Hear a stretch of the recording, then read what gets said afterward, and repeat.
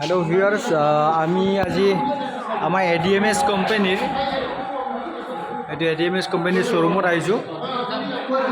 গাড়ীবিলাক কিমান মজবুত চাব পাৰে আপোনালোকে, কিমান মজবুত চাব পাৰে। আৰু এই চাওক সব এইবিলাক সব মেটেল নেকি, কেনেকৈ জঁপিয়াই আছে তথাপিতো ভাঙি নাযায়। কিছুমান গাড়ী হ'লে এইবিলাক পুরো ফাটি গ'লেহেঁতেন। এইবিলাক টোটেল ইলেক্ট্ৰনিক বাইক হয়, সব ৱাটাৰপ্ৰুফ। তো আপুনি 3 দিন না 5 এসপ্তাহ যদি পানীত ভিজাই থৈ দিয়ে তথাপিতো তাত পানী নোসোমায়। আৰু ভাঙিব পাৰিলে মানে গাড়ী ফ্ৰী।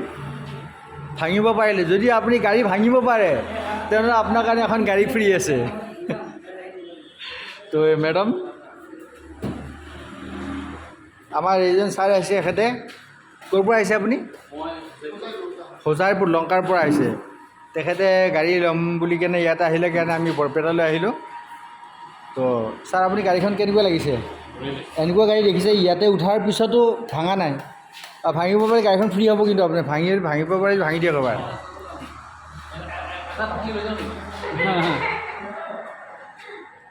আৰু আমাৰ গাড়ীত যিবিলাক সুবিধা আছে বেলেগ গাড়ীত নাই।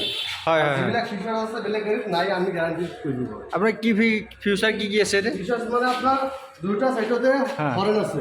আচ্ছা আচ্ছা, ৰিভাইজ গিয়াৰ আছে, মানে আপুনি পিছফালে ফেলি যাব নালাগে, ৰিভাইজ গিয়াৰ দি যাব পাৰিব। আচ্ছা, চাৰ্জাৰ পইণ্ট আছে। চাৰ্জাৰ পইণ্টটো চাই ল'ব। এই চাৰ্জাৰ পইণ্ট ইমাৰ্জেঞ্চিৰ কাৰণে চাৰ্জাৰ পইণ্ট দিয়া আছে। এইটো মোবাইল চাৰ্জাৰ, আৰু মোবাইল চাৰ্জাৰো চাৰ্জ দিব পাৰি। আৰু আপোনাৰ 120 কিলোমিটাৰ যোৱাৰ পিছত যেতিয়া অফ হৈ যাব, হয়, এক্সট্ৰা কৰি 10 কিলোমিটাৰ যোৱাৰ কাৰণে মানে এটা ছিংগল আহিব। তাৰপিছত 10 কিলোমিটাৰ যোৱাৰ কাৰণে যাব পাৰি, 10 কিলোমিটাৰ যাব পাৰি। তাৰমানে 130 কিলোমিটাৰ যাব এবাৰ চাৰ্জত। বঢ়িয়া, 20 কিলোমিটাৰ দিয়া আছে, 10 কিলোমিটাৰ এক্সট্ৰাকৈ দিয়া আছে। এক্সট্ৰাকৈ দিয়া আছে। আৰু বেক চাইড কিবা কেৰিয়াৰ বেগ লৈ যাবৰ কাৰণে ইয়াতে। আচ্ছা, বেক কেৰি কাৰণে ইয়াতে আছে। একদম চুপাৰ চুপাৰ। আৰু আমাৰ চেণ্ডেল লগাই চোৰে ল'ব নোৱাৰে, গেৰাণ্টি দিব। কি কৰিব, চোৰে ল'ব নোৱাৰে? নোৱাৰে। আচ্ছা আচ্ছা, খেলি দিয়ক। এতিয়া ৰিভাইজ গিয়াৰ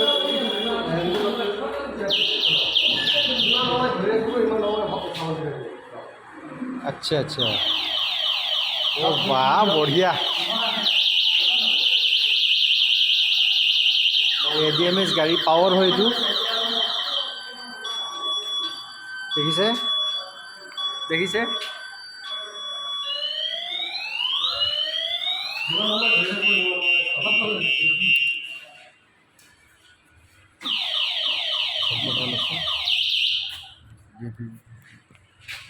একদম সুন্দৰ গাড়ী।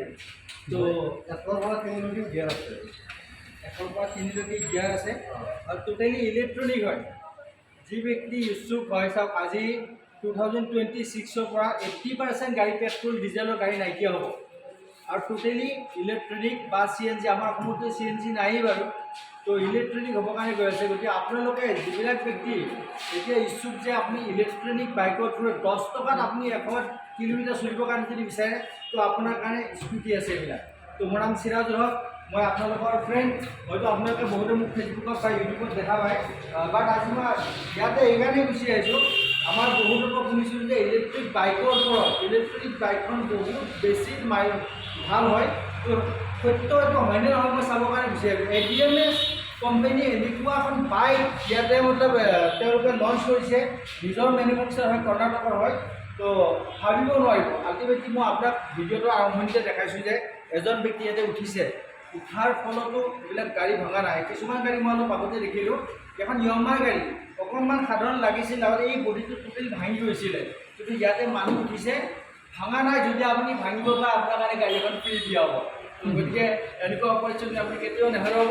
আৰু এই ভিডিঅ'ৰ থ্ৰুৰে যিবিলাক ব্যক্তিয়ে বিচাৰে যে ইয়াৰ পৰা আপুনি গাড়ী ল'ব বিচাৰে, ভাল এটা ইনকামৰ অপৰচুনিটি যদি আপুনি ল'ব বিচাৰে, তেনেহ'লে আপুনি তলত দিয়া নম্বৰৰ পৰা জৰুৰ কল কৰিব। তো থেংক ইউ ছ' মাছ আপোনালোকৰ ভিডিঅ'টো চোৱাৰ কাৰণে। This is Sirajul Haque, signing of.